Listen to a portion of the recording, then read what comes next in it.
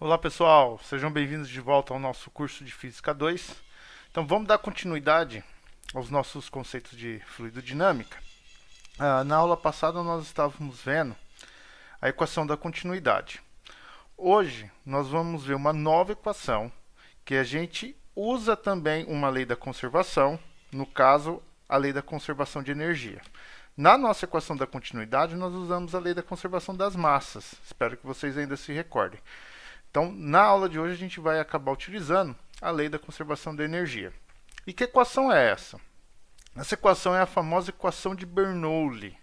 A equação de Bernoulli ela é uma equação que vai nos relacionar a pressão, a velocidade e a altura que um fluido está escoando. Mas que fluido? Qualquer fluido? Não, não é qualquer fluido.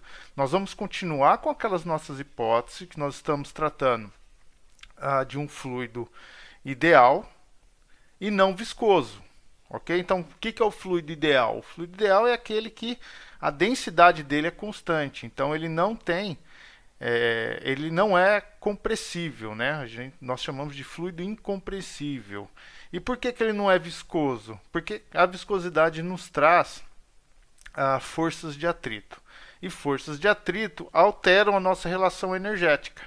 E ainda, né, além de nós estarmos tratando de um fluido ideal e um fluido não viscoso, a gente vai ainda estar falando que esse fluido ele vai estar em um escoamento estacionário. Por que é um escoamento estacionário? Vamos lembrar. No nosso escoamento estacionário, eu falei para vocês na aula passada que nós tínhamos algo que nós chamávamos de linhas de corrente. E no escoamento estacionário, essas linhas de corrente coincidiam com a trajetória do fluido. Então, as linhas de corrente e linhas de escoamento eram a mesma. Quando nós tínhamos um escoamento não estacionário, essas linhas não coincidiam mais. De tal forma que uma linha de corrente poderia interceptar uma segunda linha. E aí, nesse caso, então, nós teríamos naquele ponto duas velocidades. E tendo num ponto duas velocidades, a gente deixa de ter um escoamento estacionário. Tá? Então, para resumir, vamos falar aqui o que é a equação de Bernoulli e para quais fluidos elas vão ser aplicadas. Tá certo? Então, ó, não vamos esquecer que a gente está sempre na condição de um escoamento estacionário. Então, para a gente começar a montar os nossos conceitos para chegar na equação de Bernoulli, vamos retomar o exemplo da nossa aula passada. Então, no exemplo da nossa aula passada, nós tínhamos lá um tubo, né, com um fluido dentro. Vamos falar que esse fluido é sempre um líquido, né, e ele escoava com essas linhas de corrente, com esse perfil de escoamento. Então, nós tínhamos do nosso lado esquerdo, vamos falar aqui, uma área A1, né, desse tubo. E no meu lado direito nós tínhamos aqui uma área A2. E aí eu me lembro muito bem que eu falei, olha pessoal, como as linhas de corrente, né, que são os nossos perfis de velocidade do nosso fluido, elas estão mais concentradas nessa área. Então elas têm uma velocidade maior. Né? E nós vimos isso pela nossa equação da continuidade, na qual nos dizia que a área A1 vezes a velocidade V1. Então, a gente supõe que todas as partículas que passam nesse ponto têm aqui uma velocidade V1, tem que ser igual a uma área A2 vezes a velocidade V2. Então, a gente está supondo que aqui todas as partículas têm uma velocidade V2. Então, essa velocidade V2 ela é dada pela razão entre as áreas vezes a velocidade V1. Né? Como nós temos que a razão entre as áreas A1 e A2 é maior do que 1, nós chegamos então que a velocidade 2 é maior do que a velocidade 1. Mas aí é que está. Aí que vem um grande problema. Olha só, a velocidade do meu fluido está aumentando. E a única coisa que altera o módulo, a direção ou o sentido da velocidade, conforme nós já vimos no curso de mecânica, é a ação da aceleração. E o que causa aceleração em corpos, sejam eles corpos sólidos ou fluídicos, é a ação de forças. Então deve existir em algum lugar aqui do meu tubo que está tendo uma diferença de forças positiva, de tal forma que a força resultante atuando nesse líquido, ela seja maior do que zero. Ou seja, é uma força positiva que está jogando o meu líquido para frente, fazendo ele escoar com uma velocidade maior. Como que isso pode acontecer? Vamos imaginar que a gente pega então aqui a nossa região e vamos dar um zoom nela. O que nós poderíamos ver nessa nossa região? Então a gente tem lá as nossas linhas de corrente, mais ou menos assim. Desse meu lado aqui, existe uma força, que é o que a gente chama de pressão. E desse meu outro lado aqui, também existe uma pressão. Concordam comigo? Vamos chamar aqui de pelinha. Só que a minha pressão, a gente não pode se esquecer da origem dessa pressão. No início do nosso curso eu falei, a pressão ela é devido a uma força de tensão, que é a força por unidade de área. Então, quando a gente está falando de pressão, a gente está falando de força. Lembra que eu falei, vamos buscar o análogo da força na mecânica aqui na nossa fluidodinâmica, ou na fluidostática. E o análogo de força era pressão. Então, o que acontece? Para o meu fluido escoar e ter um aumento na velocidade, essa diferença de pressão P menos P' tem que ser positivo. Ou seja, a minha pressão P ela é maior do que a minha pressão P'. E isso, então, favorece o escoamento. Então, isso é o que causa o aumento na velocidade. Né? É como se nós tivéssemos, no caso da mecânica, uma força F1 menos uma força F2, que é igual a massa vezes a aceleração. Tá? Então, como a força, se F1 for maior do que F2, a minha aceleração é positiva. Então, o meu carrinho, que está com uma velocidade V0, em qualquer instante posterior aqui, ele vai ter uma velocidade V maior do que V0, porque a aceleração está ao longo da mesma direção e sentido da minha velocidade. Então é o que está acontecendo com o nosso fluido.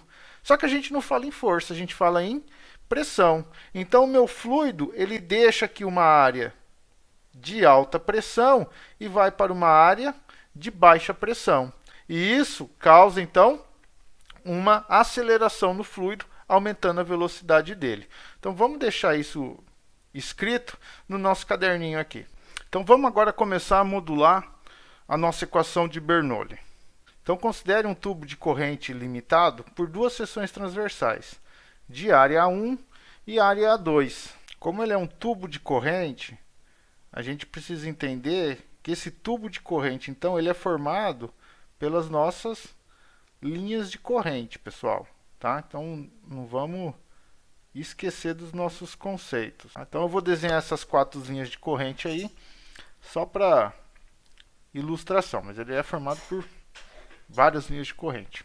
E o que tem ainda nesse nosso tubo de corrente? É importante a gente passar muito bem a ideia do nosso tubo de corrente. Quando a gente fala em tubo de corrente, não vai pensar que é um cano, tá? Esse tubo de corrente aqui, ela é uma fina camada do líquido, tá? Então, é uma camada delgada, uma camada muito fina, tá? Então, quando a gente pensa num cano, a gente está pensando que esse cano ele é formado por N camadas, um conjunto infinito de camadas delgadas.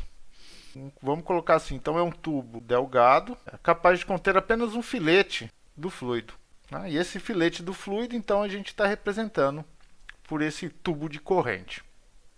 Bom, então eu tenho uma área A1, eu tenho uma área A2, e vamos então dizer que essa minha área A1, né, ela está aqui a uma posição, vamos falar assim, Z1, já que eu cantei a bola aqui, que a minha equação de Bernoulli ela vai estar relacionada com a altura em que o meu fluido está escoando. Então vamos deixar aqui uma camada Z1, uma altura Z1. Vamos colocar aqui que a minha seção transversal A2 está a uma altura Z2.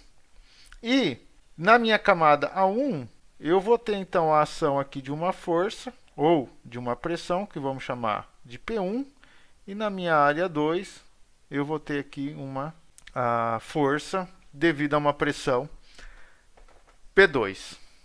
Então o que acontece? Devido a essas diferenças de pressões, o meu fluido ele passa a se movimentar, justamente porque eu estou saindo de uma área 1 maior do que uma área 2, então se a gente tem essa diferença de pressão.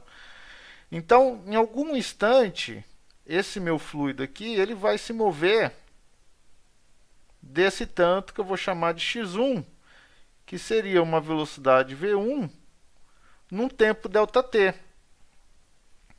Então ele conseguiu aqui mover essa quantidade de fluido que eu vou deixar indicada aqui de azulzinho. Só que nesse mesmo tempo ΔT, por o meu fluido ser incompressível, ele empurra todo o restante do fluido. Então, nesse mesmo intervalo ΔT, vamos assim dizer, o meu fluido na camada de cima, ele se move de um tanto x2 que a gente vai chamar de V2 ΔT. E aí ele passa então a mover uma quantidade de fluido V2. Então aqui eu tenho uma quantidade de um volume V1 e aqui eu tenho uma quantidade de volume V2. Essa diferença de pressão, então, é o que vai causar o movimento do meu fluido. E pelo meu fluido estar se movimentando devido à ação dessas forças, ele está o quê? Alterando, então, a sua velocidade. Tá? Então, vamos equacionar isso em termos de energia. Mas antes, vamos deixar escrito tudo certinho. Então, pessoal, eu só disse aqui que, no instante ΔT, o meu fluido sai do meu ponto A e caminha para o ponto B. E concomitante a isso, a parte que está no meu ponto C caminha para o ponto B. E a gente não precisa se preocupar com essa porção aqui, porque o meu fluido ele é incompressível. Então, as condições dele não se alteram. Tá?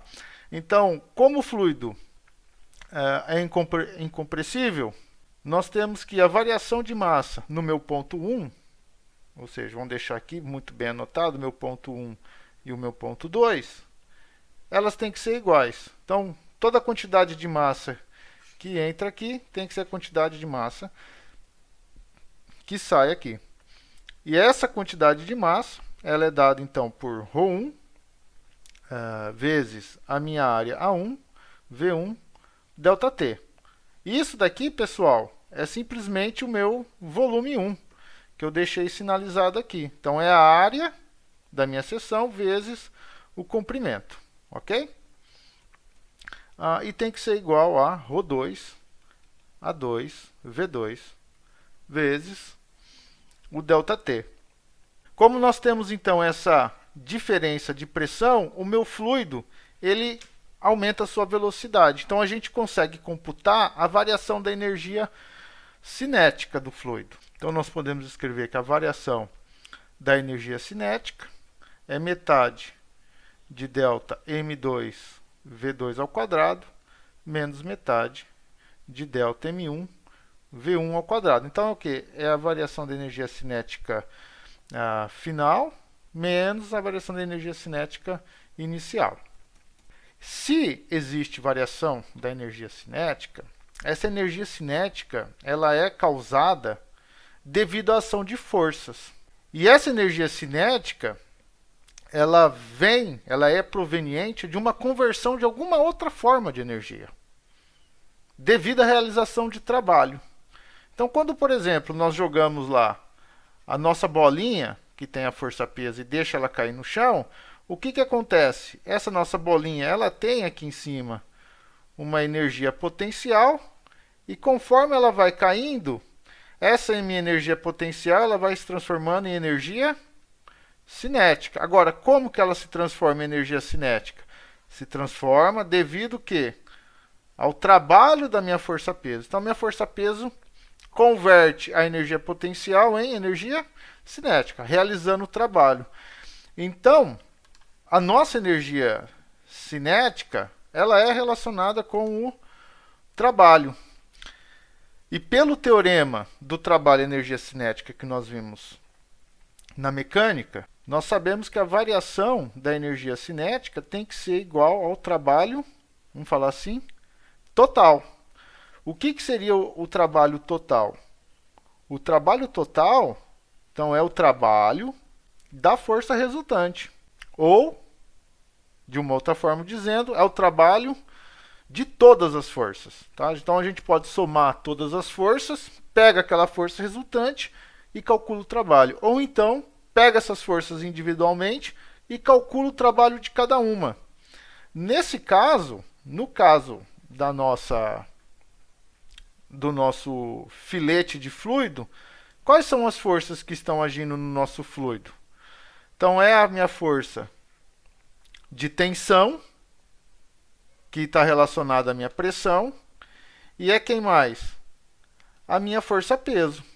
Então, nós temos duas forças aí. Então, nós temos que ter dois trabalhos. Um trabalho devido à pressão e um trabalho devido à ação da força-peso. Tá? Então, esse nosso trabalho aqui, nós podemos escrever que a variação da energia cinética tem que ser, então, o trabalho devido, vamos colocar assim, a contribuição das forças que causam essa diferença de pressão, mais o trabalho devido à ação da força-peso.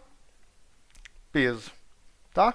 Então, o trabalho devido à diferença de pressão, ele tem que ser a pressão vezes o volume que ele desloca.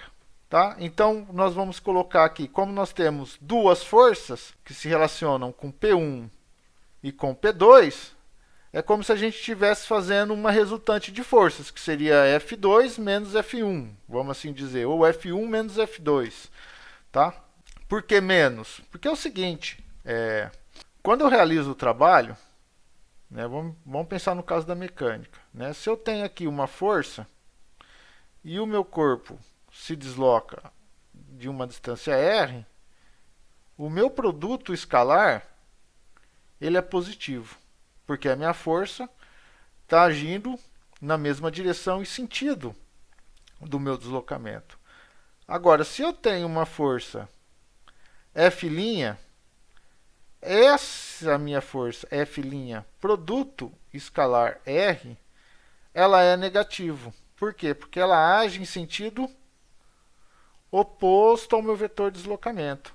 É o que acontece aqui, ó, no nosso caso.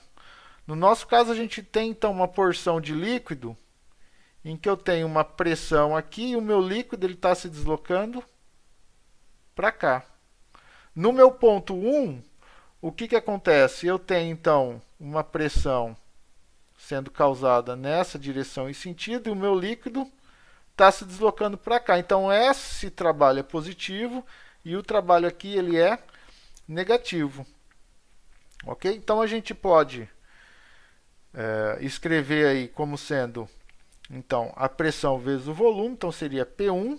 O meu volume é A1 vezes V1 ΔT. Então, é a área vezes o deslocamento x1, que me dá o volume, menos P2 vezes a área A2, V2, ΔT. De novo, esse menos aqui é porque a minha pressão ela está em sentido oposto ao deslocamento do meu fluido. Tá? Não se esqueçam disso. Tá? E o trabalho da força-peso, a gente calcula ele como sendo negativo da variação da minha energia potencial gravitacional. Então, ele é menos quem? Delta M2G Z2 menos delta M1G Z1. Olha só, pessoal, esse delta M aqui não é variação de massa. Tá? Deixa eu deixar isso bem claro. O delta M corresponde aí a uma entrada de massa, essa quantidade de massa que está aqui, ó, tá? Assim como delta M2 é a quantidade de massa que está aqui, tá? Então não vão achar que é variação, tá? Então deixa eu colocar aqui, ó, quantidade de massa na porção 2. Então se a gente substituir as nossas equações 5 e 6 na minha equação 4, nós vamos ficar com o seguinte. Então nós ficamos que a nossa variação da energia cinética é todo esse termo. Vamos colocar aqui, vamos escrever a nossa variação da energia cinética, vamos abrir o nosso termo. Então é meio de m2v2 ao quadrado menos meio de m1v1 ao quadrado igual a todo esse demônio aí que deixa os alunos de cabelo em pé. Bom, agora é hora da gente fazer uma magiquinha aqui, né? Bom, quando a gente começou ali o problema, a gente tinha aqui um tubo, né, que estava entrando uma quantidade de massa ΔM. Essa quantidade de massa é o ρ vezes o volume. Então isso daqui é ρ vezes a velocidade V1 vezes ΔT vezes a área. Então o que acontece? Se eu escrever ΔM sobre ρ, eu consigo deixar isso como sendo a velocidade, a área vezes o meu ΔT. Então é justamente quem? Esse termo aqui, ó. Então eu tenho esses termos aqui. Então vamos substituir esses termos por isso, tá? Então vamos lá. Então eu vou deixar aqui numa corzinha diferente para vocês, ó. Vou deixar assim para deixar indicado. Então isso aqui é ΔM2 dividido por ρ2. E isso daqui seria ΔM1 dividido por ρ1. Tá? Então nós vamos ficar aqui meio de ΔM2 V2 ao quadrado menos meio ΔM1 V1 ao quadrado é igual a P2 ΔM2 ρ2 menos P1 ΔM1 ρ1 menos G ΔM2 Z2 menos ΔM1 Z1, tá? Como o meu fluido ele é incompressível, né? Então a gente tem que ρ1 é igual a ρ2, que a gente vai começar a chamar de ρ, e o meu ΔM1 tem que ser igual ao meu ΔM2, que é a suposição inicial que a gente fez da nossa equação de continuidade. Então a gente reduz as nossas equações, cancela ΔM2, cancela com ΔM1.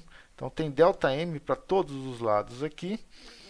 E a nossa equação ela vai ficar um pouquinho melhor. Então vai ficar meio de V2 ao quadrado menos meio de V1 ao quadrado igual a P2 dividido por ρ. Estou fazendo essa substituição aqui. Menos P1 dividido por ρ menos G, que multiplica Z2 menos Z1. Então eu vou passar o meu ρ para o outro lado da equação. Então é meio ρ V2 quadrado menos meio ρ V1 ao quadrado. P2 menos P1 menos ρg, que multiplica Z2 menos Z1. Então a gente consegue reordenar a nossa equação, né? Tudo que tem o índice 2 vamos deixar de um lado da equação, e tudo que tem o índice 1 a gente deixa do outro lado da equação. Então a nossa equação ela vai ficar como meio de ρ V2 ao quadrado mais ρg Z2 menos P2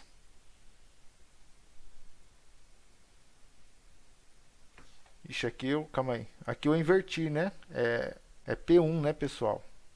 Aqui, ó. Opa. Eu comi bola. É P1 menos P2. Então vai ficar mais P2 igual a meio de ρ V1 ao quadrado. Menos com menos vai ficar positivo. Mais ρgZ1 mais P1. Ou seja, então a gente pode falar que meio de ρv quadrado mais ρgz mais P, ele é constante. Então essa equaçãozinha aqui é o que a gente chama de equação de Bernoulli. E ela então relaciona né, a velocidade de escoamento do fluido, a altura que esse fluido está escoando e a pressão que é exercida sobre ele. Tá?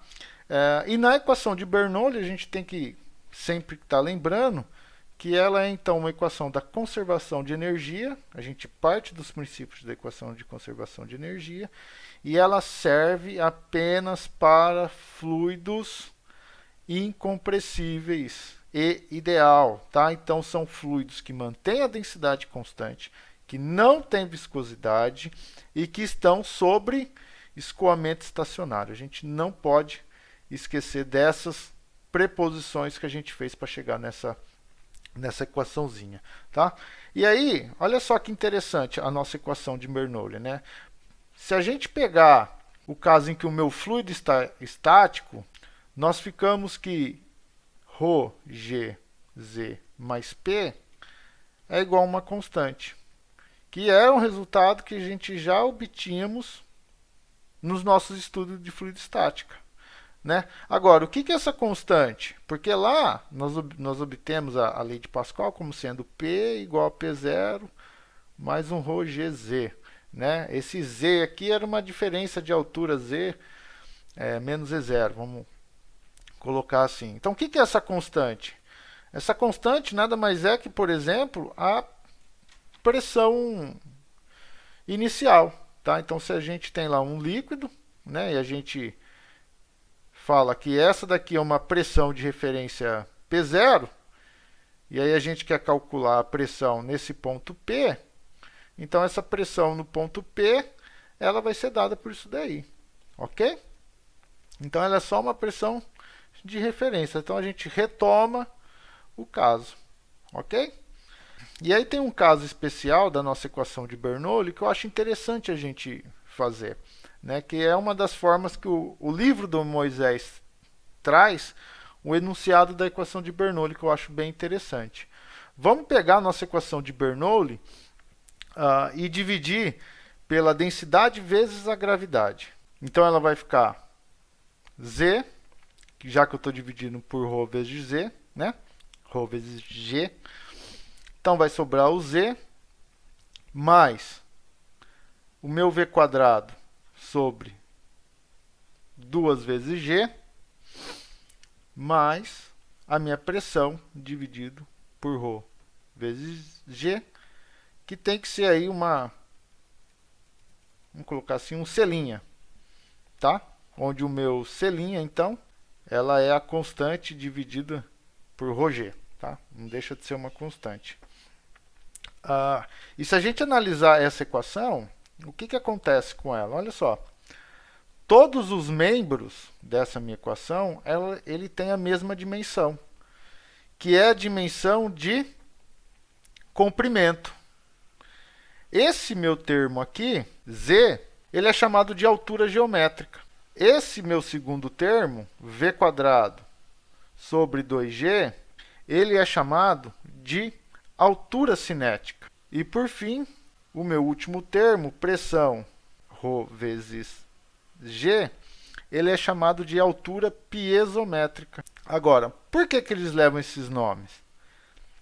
Esse cara é chamado de altura cinética em alusão aos resultados de Torricelli, né? Quando a gente deixa o corpo cair com uma velocidade ou uma velocidade v de uma certa altura h, né? Uma velocidade v0, e aí ele chega aqui com uma velocidade v, que é essa daqui, né? Então é em alusão a isso.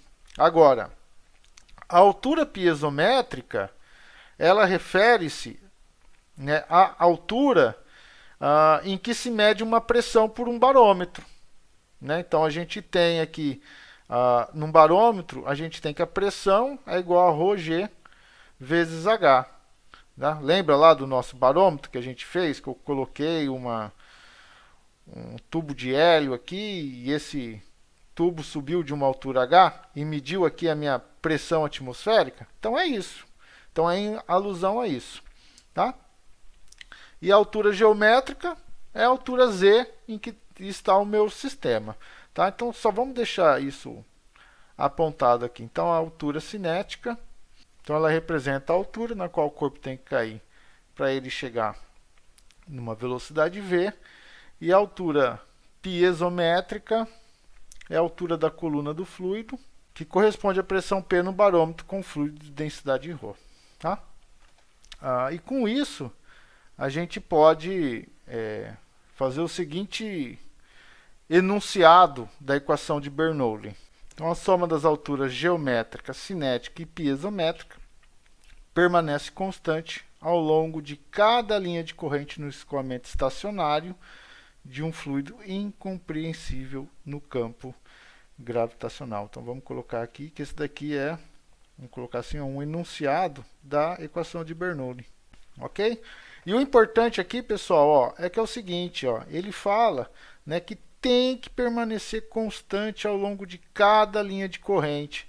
Por isso, também, que a gente deixa de se preocupar com o que acontece aqui, nesse meio, né? Por quê? Porque tudo que acontece nesse meio é constante. Então, é como se a gente pegasse do meu ponto de A para B e igualasse do meu ponto de B para um B', e depois de um B' para um C', e depois de um C' para C. Tá? Então, como é constante, a gente vai logo para os pontos inicial e para os pontos finais. Ok? Então, pessoal, a aula de hoje era isso. Né? Nos próximos vídeos, nas nossas próximas aulas, eu vou estar trazendo as aplicações das equações de Bernoulli para vocês. Qualquer dúvida, por favor, me escreva. Está aqui o meu e-mail. Vai ser um prazer enorme respondê-los. Um grande abraço, bons estudos. Tchau, tchau.